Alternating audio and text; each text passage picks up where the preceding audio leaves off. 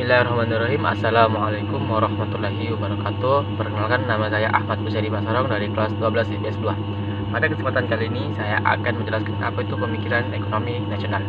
Pemikiran ekonomi pada tahun 1950-an pada umumnya merupakan upaya mengembangkan struktur perekonomian kolonial menjadi perekonomian nasional. Hambatan yang dihadapi dalam mewujudkan hal tersebut adalah sudah berakarnya sistem perekonomian kolonial yang cukup lama. Warisan ekonomi kolonial membawa dampak perekonomian Indonesia banyak didominasi oleh perusahaan asing dan ditopang oleh kelompok etnis Cina sebagai pergerakan perekonomian Indonesia. Kurang lebihnya mohon maaf. Assalamualaikum warahmatullahi wabarakatuh. Assalamualaikum warahmatullahi wabarakatuh. Nama saya Ananda Syahrani dari kelas 12 IPS 2. Di sini saya akan menjelaskan materi tentang Kabinet Ali Sastroamidjojo II. Pemilu DPR 1955 yang dilaksanakan pada Kabinet Baharudin Harahap berhasil dimenangkan oleh 4 partai, diantaranya adalah PNI, Masyumi, NU, dan PKI. Berhubung PNI yang diketuai oleh Ali Sastroamidjojo memenangkan suara terbanyak, maka ia dipercaya kembali untuk menjadi Perdana Menteri dan memimpin kabinet. Selama masa periode dari 20 Maret 1956 sampai 14 Maret 1957, Ali Sastroamidjojo didampingi oleh Muhammad Rum dan Idham Khalid sebagai wakilnya. Sayangnya, Kabinet Ali Sastroamidjojo kembali menyerahkan mandatnya kepada Presiden Soekarno. Salah satu alasannya adalah terjadi perpecahan antara Masyumi dan PNI. Menariknya, Masyumi menghendaki agar Ali Sastroamidjojo menyerahkan mandatnya kepada Presiden Soekarno dengan tuntutan daerah. Padahal Ali Sastroamidjojo berpendapat bahwa kabinet tidak seharusnya menyerahkan mandatnya hanya karena tuntutan daerah. Pada Januari 1957, Partai Masyumi akhirnya mengambil tindakan untuk menarik semua menterinya dari Ali Sastroamidjojo. Hal itulah yang membuat Kabinet Ali Sastroamidjojo II semakin lemah dan akhirnya dibubarkan. Cukup sekian penjelasan dari saya, kurang lebihnya mohon maaf. Wassalamualaikum warahmatullahi wabarakatuh.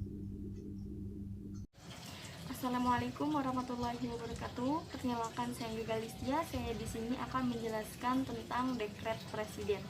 Sebelum ke dekret presiden, kita mengetahui kembali bahwa pada saat itu Indonesia atau kehidupan sosial politik Indonesia telah mengalami beberapa permasalahan yang sangat berdampak kepada rakyat Indonesia. Nah, oleh karena itu, Presiden Soekarno sebagai Presiden Republik Indonesia mengambil langkah atau mengambil pemikiran untuk mengatasi permasalahan dari kehidupan sosial politik Indonesia ini. Oleh karena itu, Insinyur Soekarno melakukan pertemuan dengan beberapa pemimpin, yang mana pemimpin ini terdapat dari ketua DPR, dari pemimpin TNI, dari anggota Dewan Nasional, bahkan para menteri. Nah, dari perkumpulan ini, Insinyur Soekarno dengan pemimpin-pemimpin yang lainnya menetapkan untuk menggunakan kembali atau menetapkan kembali Undang-Undang Dasar pada tahun 1945.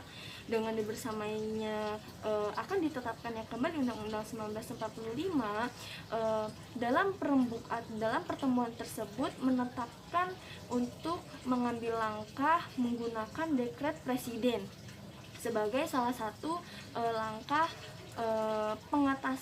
mengatasi permasalahan dari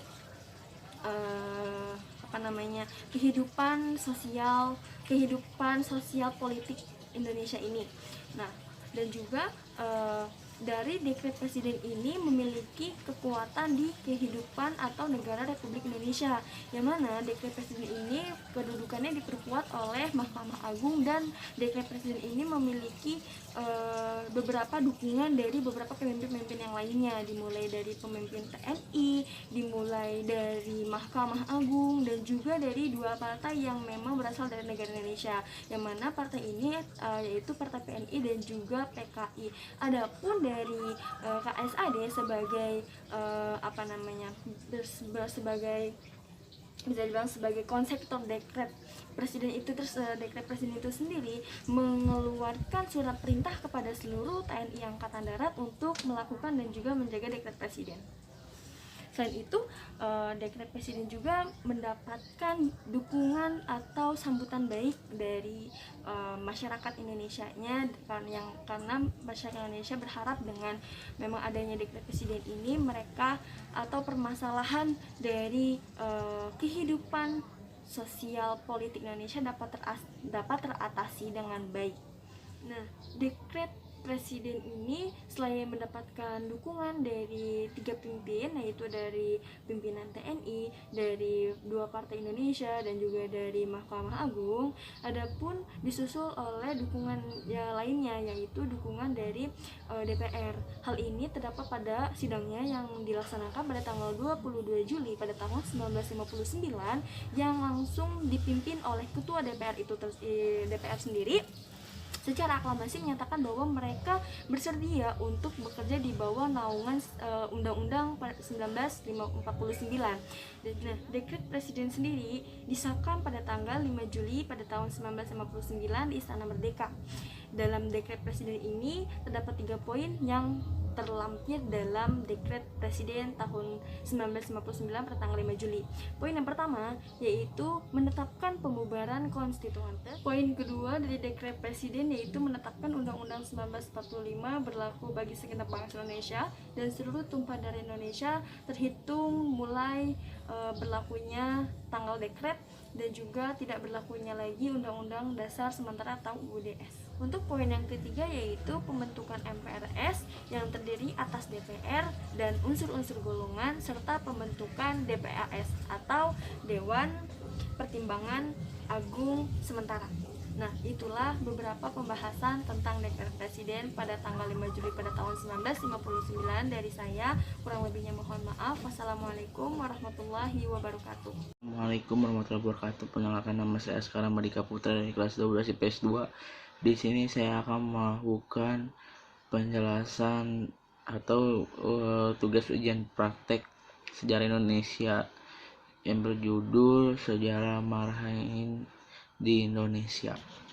Ya, saya di sini akan membawakan judul Sejarah Marhain di Indonesia.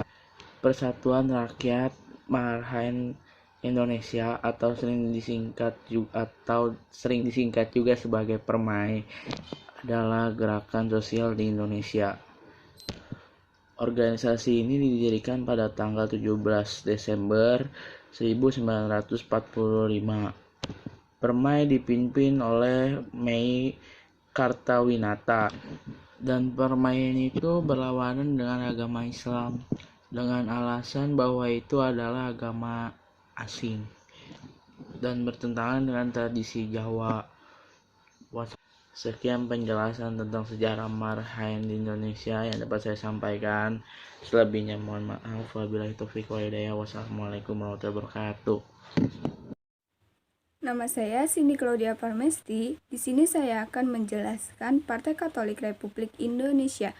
Partai Katolik Republik Indonesia ini merupakan partai yang berkelanjutan dari Sempala Katolik Jawi yang pernah bergabung dalam Partai Katolik itu sendiri. Partai Katolik ini dipimpin oleh F.S. Harijadi dan dipimpin lagi oleh I.J. Kasimo pada tanggal 8 Desember 1945. Dalam kepimpinan I.J. Kasimo, partai ini dinamakan PPKD atau Pangkempala Politik Katolik di Jawi. Pada masa penjajahan Belanda, PPKD karena kebutuhan siasat politik yang bergabung dengan Indische Katholike Partij. Partai Katolik ini bertujuan untuk bekerja sekuat-kuatnya untuk kemajuan Republik Indonesia dan kesejahteraan rakyatnya. Bismillahirrahmanirrahim. Assalamualaikum warahmatullahi wabarakatuh. Saya Dinja Zidan dari 12 IPS 2 ingin menjelaskan tentang Partai Rakyat Sosialis. Partai Rakyat Sosialis adalah partai politik yang pernah ada di Indonesia. Didirikan di Jakarta pada tahun 1945. Sultan Syahrir adalah ketua partai ini. pada bulan Desember 1945. Pada pertemuan di Cirebon, partai ini bergabung dengan Partai Sosialis Indonesia, membentuk Partai Sosialis dengan Syahrir sebagai ketua. Ya, cukup sekian dari saya, kurang lebihnya mohon maaf. Wassalamualaikum warahmatullahi wabarakatuh. Deklarasi Juanda. Deklarasi Juanda dicetuskan pada 13 Desember 1957 oleh Perdana Menteri Indonesia pada saat itu, yaitu Juanda Kartawijaya. Isi dari Deklarasi Juanda adalah: 1. Bahwa negara Indonesia menyatakan sebagai negara kepulauan yang memiliki corak tersendiri. Kedua, bahwa sejak dahulu kala Kepulauan Nusantara ini sudah merupakan suatu kesatuan. Ketiga, ketentuan Organisasi 1939 tentang ordonansi dapat memecah belah keutuhan wilayah Indonesia. Dari deklarasi tersebut mengandung suatu tujuan. Pertama, untuk mewujudkan bentuk wilayah kesatuan Republik Indonesia yang utuh dan bulat. Kedua, untuk menentukan batas-batas wilayah NKRI sesuai dengan asas negara kepulauan. Ketiga, untuk mengatur lalu lintas damai pelayaran yang lebih menjamin keamanan dan keselamatan NKRI. Sekian, terima kasih. Assalamualaikum warahmatullahi wabarakatuh. Saya Dito Pratama dari 12 IPS 2 akan menjelaskan tentang Kabinet Burhanuddin. Kabinet Burhanuddin Harahap merupakan kabinet koalisasi yang terdiri dari beberapa partai dan hampir merupakan kabinet nasional karena jumlah partai yang tergabung dalam koalisasi kabinet ini semua berjumlah 13 partai. Kabinet ini bertugas pada tanggal 12 Agustus 1955 sampai 24 Maret 1956. Sekian dari saya. Assalamualaikum warahmatullahi wabarakatuh. Saya Fatur Rahman dari kelas 11 IPS 2. Di sini saya akan menjelaskan yaitu Kabinet Nasir. Kabinet Nasir adalah kabinet pertama yang dibentuk setelah pembubaran negara Republik Indonesia Serikat dan kembali menjadi Negara Kesatuan Republik Indonesia. Kabinet ini bertugas sejak tanggal 6 September 1950 hingga 20 Maret 1951. Pada masa kabinet ini terjadi pemberontakan hampir di seluruh wilayah Indonesia dan masalah keamanan di dalam negeri seperti gerakan Andi Aziz, gerakan APRA, dan gerakan RMS. Perundingan masalah Irian Barat juga mulai dirintis tetapi mengalami jalan buntu. Pada tanggal 22 Januari 1951, Parlemen menyampaikan mosi tidak percaya dan mendapat kemenangan sehingga pada tanggal 21 Maret 1951, Perdana Menteri Nasir mengembalikan mandatnya kepada Presiden. Penyebab lainnya adalah diterimanya mosi Hadikusumo yang mengusulkan dibubarkannya seluruh DPRD yang telah dibentuk.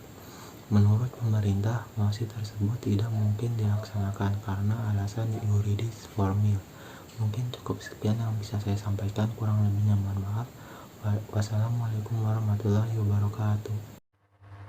Kabinet Ali Sastrawirjojo dibentuk pada tanggal 31 Juli 1953 yang diketuai oleh Perdana Menteri Ali Sastrawirjojo dari PNI atau Partai Nasional Indonesia dan diwakili oleh Wongsonegoro dari PIR, yaitu Partai Indonesia Jaya. Walaupun dalam masa Kabinet Ali Sastrawirjojo, 1. Pelaksanaan pemilihan umum dan pembebasan Irian Jaya belum bisa terrealisasi, namun Kabinet Ali Sastrawirjojo memiliki prestasi yang sangat membanggakan, yaitu penyelenggaraan Konferensi Asia Afrika di Bandung pada tanggal 18 sampai dengan tanggal 24 April 1955, merupakan pencapaian terbesar dalam periode kabinet ini. Mr. Ishak Cokrowirsjoyo sebagai Menteri Perekonomian juga mencetuskan sistem ekonomi yang terbilang baru yang disebut dengan sistem ekonomi Alibaba. Permasalahan yang dihadapi pada masa Kabinet Ali Sastrawirjojo I ini adalah permasalahan yang beransur-ansur tidak terselesaikan setelah peristiwa pembubaran DPR pada tanggal 17 Oktober 1953. Masalah yang mengakibatkan Kabinet Ali Sastrawirjojo I menyerah mandatnya kepada keadaan ekonomi yang semakin memburuk saat ini. Kepercayaan rakyat Indonesia merosot karena adanya kasus korupsi dan inflasi.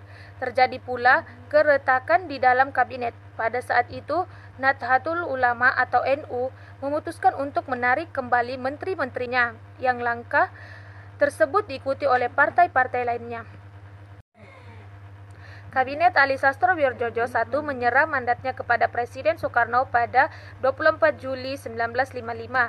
Muhammad Hatta, Wakil Presiden, menunjuk Baharudin Harapah dan Masyumi sebagai program kerja yang dilakukan oleh Kabinet Ali Sastrawirjojo I. Yang pertama, 1. Program dalam negeri antara lain meningkatnya keamanan dan kemakmuran serta segera dilaksanakannya pemilihan umum. Yang kedua, pembebasan Irian Jaya secepatnya. Dan yang ketiga, program luar negeri antara lain pelaksanaan politik bebas aktif dan peninjauan kembali persetujuan KMB. Yang keempat, penyelesaian pertikaian politik. Partai Rakyat Jelata merupakan salah satu partai pada masa demokrasi liberal. Partai Rakyat Jelata didirikan oleh Sultan Darwin pada tanggal 8 November tahun 1945. Assalamualaikum warahmatullahi wabarakatuh. Perkenalkan, nama saya Erfai Ajila. Saya dari kelas 12 IPS 2.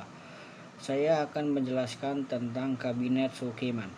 Kabinet Sukiman merupakan kabinet kedua setelah pembubaran negara RIS atau Republik Indonesia Serikat. Kabinet ini bertugas pada masa 2000. Kabinet ini bertugas pada masa bakti 27 April 1951 hingga 3 April 1952. Tetapi kabinet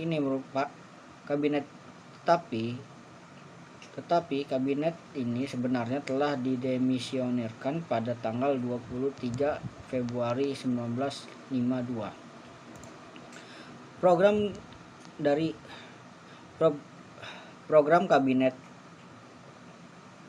Program Kabinet Sukiman salah satunya adalah menjalankan tindakan-tindakan yang tegas sebagai negara hukum untuk menjamin keamanan dan ketentraman serta menyempurnakan organisasi alat-alat kekuasaan negara. Yang kedua, membuat dan melaksanakan rencana kemakmuran nasional dalam jangka pendek untuk meningkatkan kehidupan sosial dan perekonomian rakyat serta memperbaharui hukum agraria sesuai dengan kepentingan petani. Yang ketiga, mempercepat usaha penempatan mantan pejuang dalam lapangan pembangunan. Masih banyak lagi. Mungkin sekian dari saya. Assalamualaikum warahmatullahi wabarakatuh.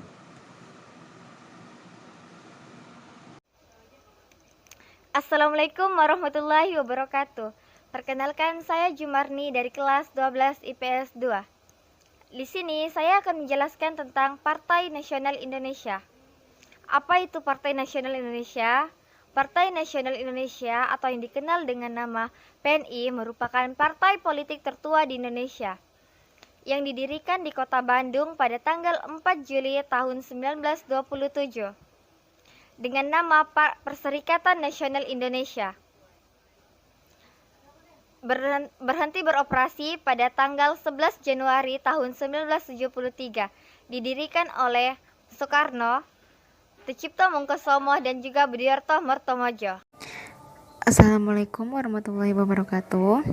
Di sini saya Mafren Samar Meswari dari kelas 12 IPS 2. Hari ini saya akan membuat sebuah video pembelajaran tentang Partai Masyumi. Partai Majelis Syuro Muslimin Indonesia atau yang biasa disingkat dengan Partai Masyumi adalah partai politik Islam terbesar di Indonesia yang organisasinya dibentuk pada tanggal 24 Oktober 1943 dan partainya yang dibentuk pada tanggal 8 November 1945. Tidak lama kemudian, partai ini dibubarkan oleh Presiden Soekarno karena diduga mendukung pemberontakan PRRI. Partai ini dibentuk oleh Jepang pada tahun 1943. Assalamualaikum warahmatullahi wabarakatuh. Perkenalkan, nama saya Muhammad Fikri dari kelas 12 IPS 2. Kali ini saya akan menjelaskan apa itu Piagam Jakarta. Jadi Piagam Jakarta adalah dokumen historis berupa kompromi antara pihak Islam dan pihak kebangsaan dalam Badan Penyelidik Usaha-Usaha Persiapan Kemerdekaan Indonesia atau BPUPKI untuk menjembatani perbedaan dalam agama dan negara. Nama lainnya adalah Jakarta Charter. Piagam Jakarta merupakan piagam atau naskah yang disusun dalam rapat Panitia 9 atau 9 Tokoh Indonesia pada tanggal 22 Juni 1945. Tokoh-tokohnya adalah Air Soekarno, Muhammad Hatta, Sir A.A.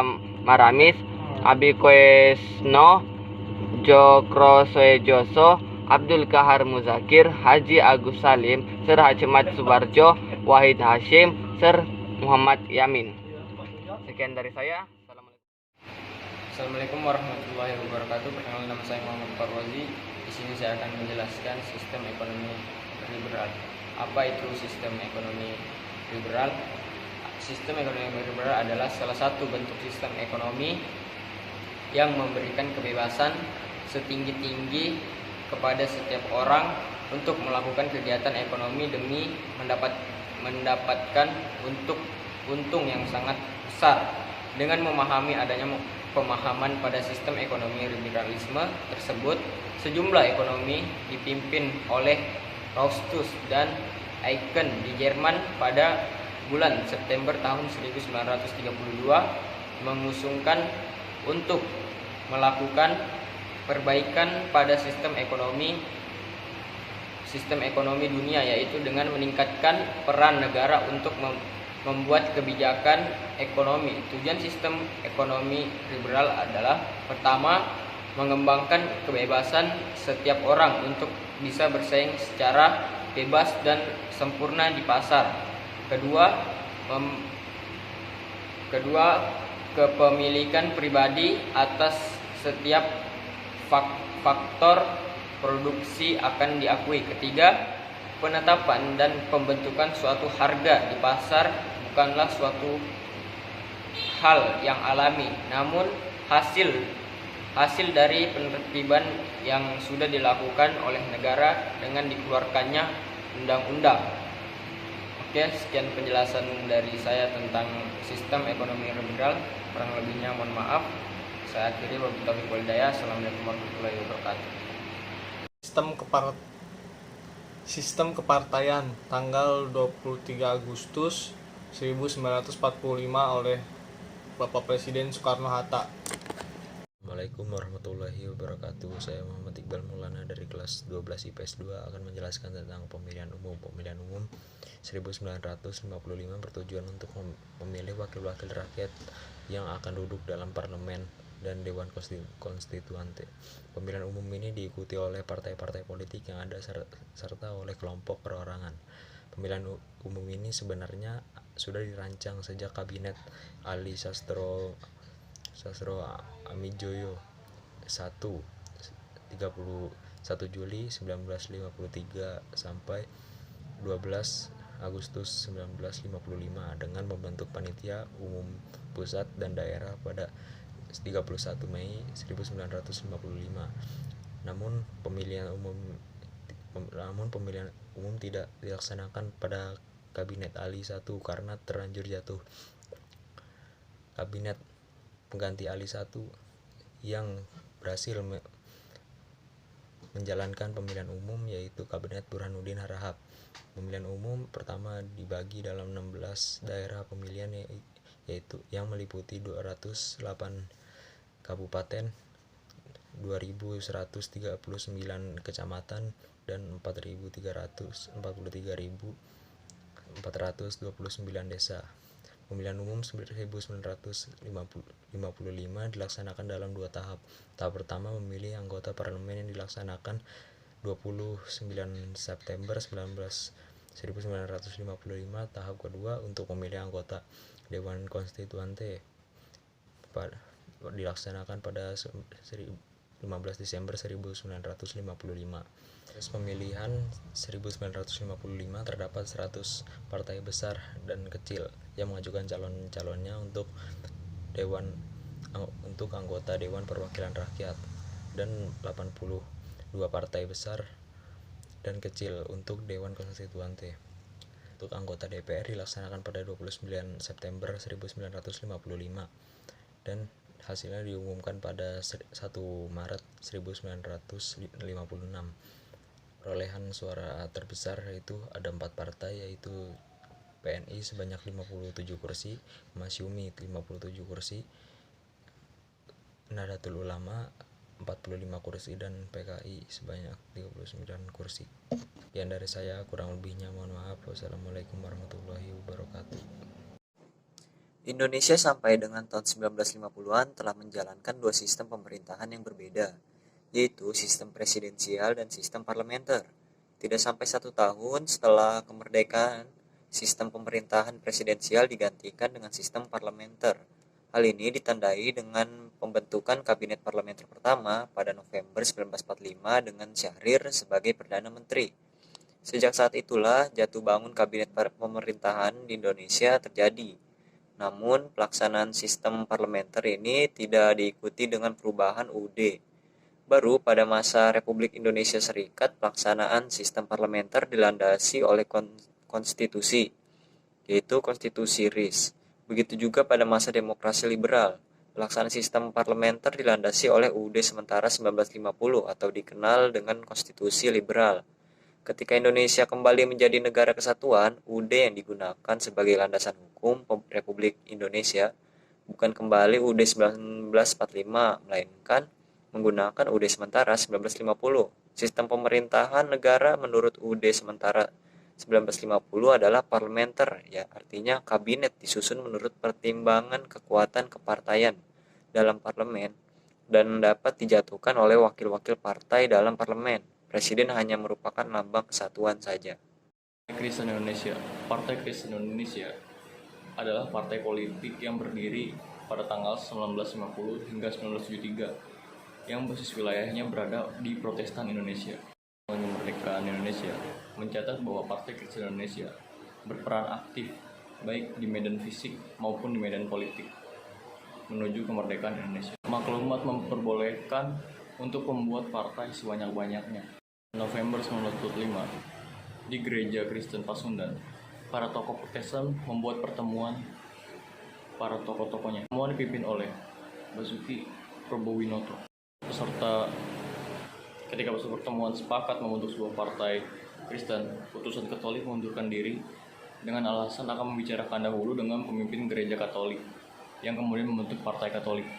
Malam itu sepakat membentuk sebuah partai bernama Partai Kristen Nasional.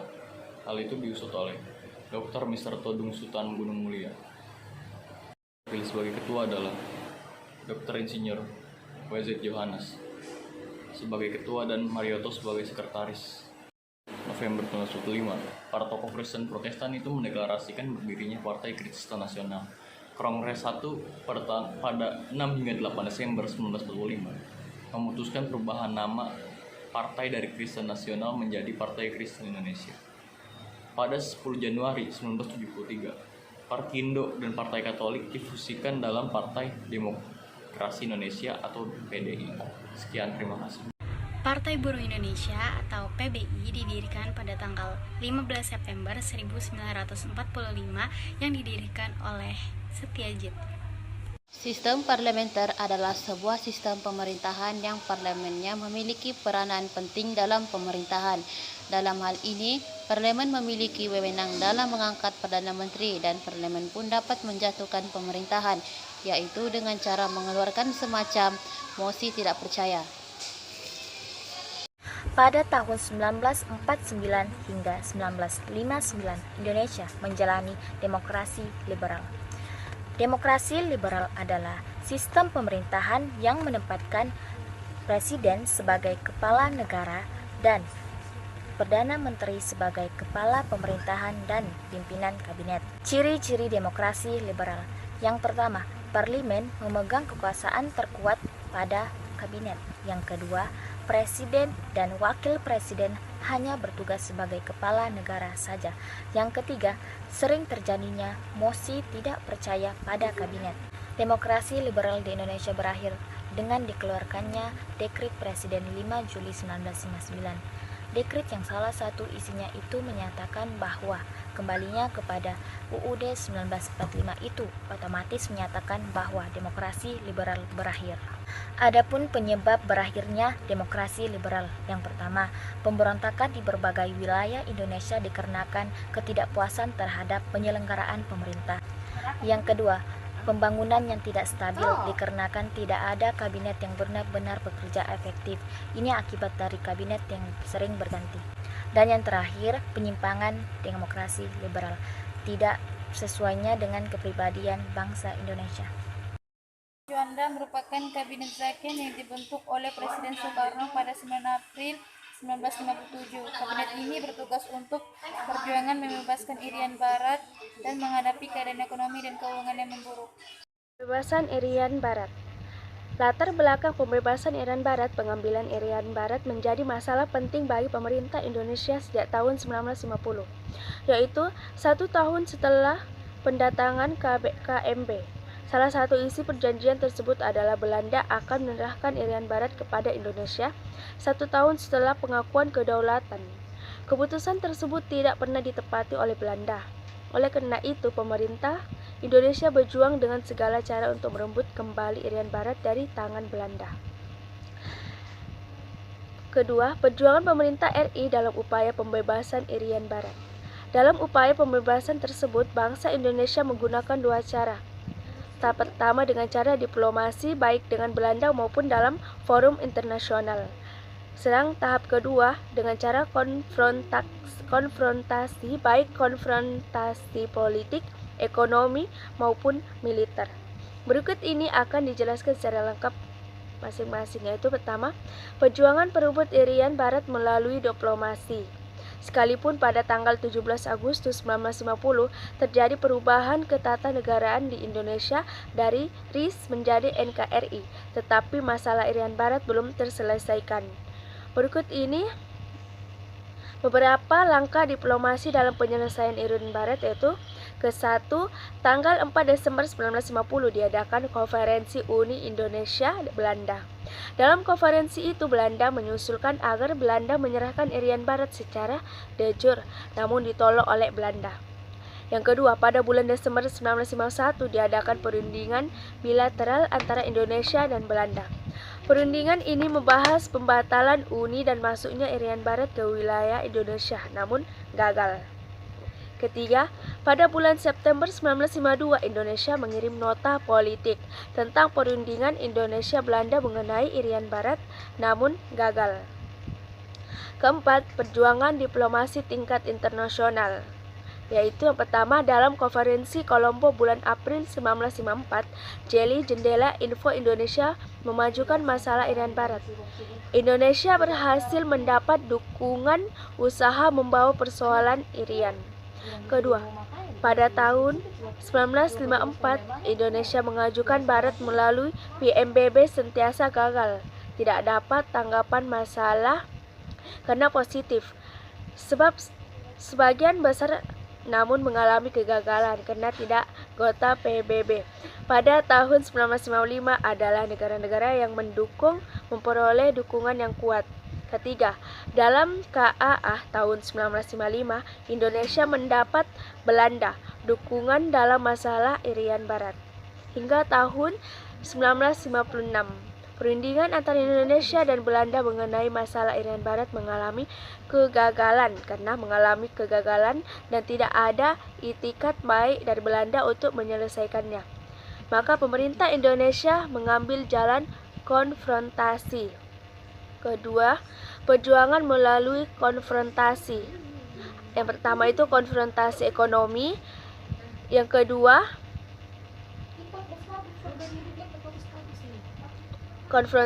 konfrontasi politik. Dan yang ketiga, konfrontasi militer. Awal tahun 1964, fase konsolidasi dengan mendudukkan kekuasaan Indonesia secara mutlak di seluruh Irian Barat. Pelaksanaan peperangan di Irian Barat, yaitu konfrontasi Indonesia dengan Belanda mengenai Irian Barat, mendapat perhatian dunia. Badan PBB pun mulai menunjukkan perhatiannya dengan mengutus Ellsworth Bunker, seorang diplomat Amerika Serikat, untuk menengahi perselisihan antara Indonesia dan Belanda. Rencana Bunker Plan berikut ini adalah yang pertama itu Belanda menyerahkan Irian Barat kepada Indonesia melalui UNTAA.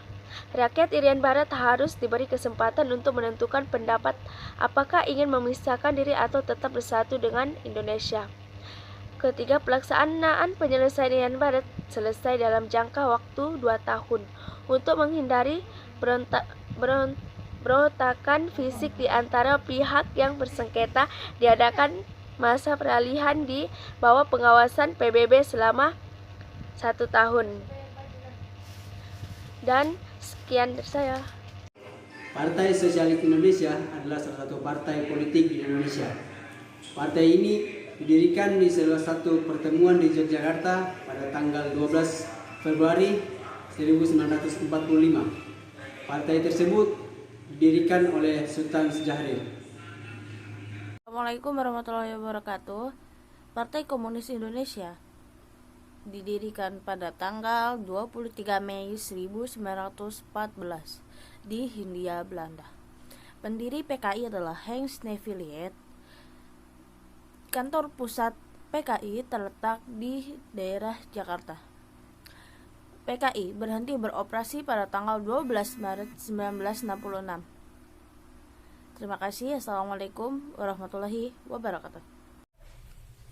Kabinet Wilopo adalah kabinet ketiga setelah pembubaran Negara Republik Indonesia Serikat yang bertugas pada masa bakti 3 April 1992 hingga 30 Juli 1993.